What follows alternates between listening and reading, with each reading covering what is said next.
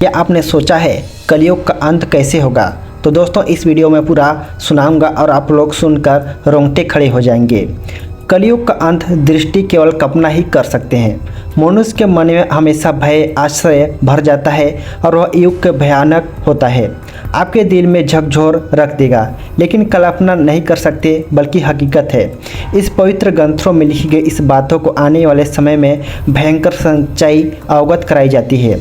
आज हम इन्हीं के बारे में विस्तार से जानेंगे और आपको बताएंगे कि हमारा निवेदन सही जानकारी अंत तक पढ़े, हमारे साथ बने रहे, कलयुग की अंत कहानी इस वीडियो के माध्यम से बताएंगे। सबसे पहले हम लोग समझते हैं कि महत्वपूर्ण, सबसे पहले हम उस कहानी को जानेंगे जिन ग्रंथों को वर्णित है। इसके बाद हमारी सभी मनोरंजक भयानक दृष्टि बताएगी जो कलयुग को अंत में घटित होगी। जो हमारे साथ बने रहे, क्योंकि इस यात्रा में न केवल ज्ञान वर्धत मिलेगी न बल्कि गहराई सोचने की मजबूत कर देगी। हिंदू शास्त्रों के अनुसार 43,200 वर्षीय मानी गई है, जो वितरण भागवत गरुड़ पुराण विष्णु द्वारा की गई थी। कलयुग की शुरुआत महाभारत युद्ध के बराबर हुई थी।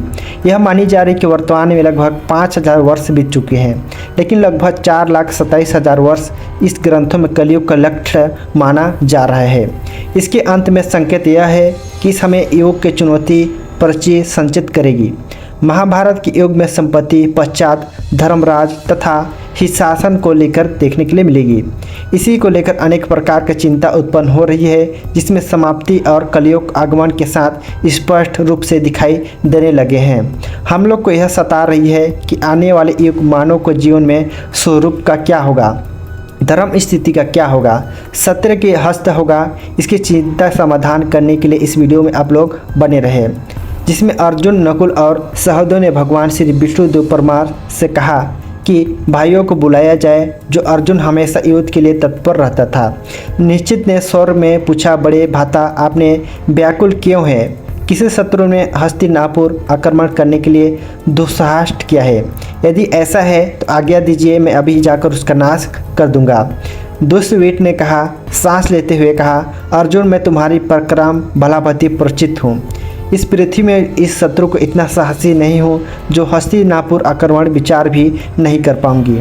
मेरी चिंता किसी भी बाहरी शत्रु को लेकर नहीं है, क्योंकि भय सता रही है कि आने वाले समय के मानव को दिशा क्या किया जाएगा, धर्म और सत्य क्या स्थिति होगी। भीम के बड़े बड़े भाई की चिंता सब की मानी जा रही थी। भैया चिंता हमारे भय और अनिश्चितता उत्पन्न कर रही थी। कृपया हमें बताइए कि संकट आने पर हमने सामना कैसे करेंगे। दुष्टवीर ने कहा, गंभीर स्वरूप से उत्तर दिया, भीम तुम ठीक कहते हो, एक भयंकर संकट आने वाला है। मैं कलयुग के प्रभाव में सोचकर चिंतित हूँ, इसलिए मैंने निष्क्रिय कर दिया है। दारेधीश ने कहा, श्री कृष्ण के पास जाना केवल हमें यह चिंता मुक्ति दिला सकते हैं। सभी पांडवों ने दुष्टवीर से कहा, मैं सहमति जताई हूँ। अर्जुन ने कहा, सत्य कह रहे हैं भैया, श्री कृष्ण समय ज्ञानी भविष्य जुटा चुका है, इनके पास चाहिए जिसमें धर्मराज आपके साथ हो। दारिका चलकर किसी परमार से कहते हैं, इस प्रकार तांडव होगा जो आप लोग सुनकर हैरान रह जाओगे। स्वभाव चरण से कैसा होगा? इन कर्मों को उन्हीं लोग को मिलेगा जिन लोग बुरे काम करते हैं, उन्हीं लोग नरक में जाएंगे, और जिन लोग अच्छे काम करेंगे उन लोग स्वर्ग में जाएंगे। तो दोस्तों आज की वीडियो कैसा लगा आप लोग ज़रूर बताना।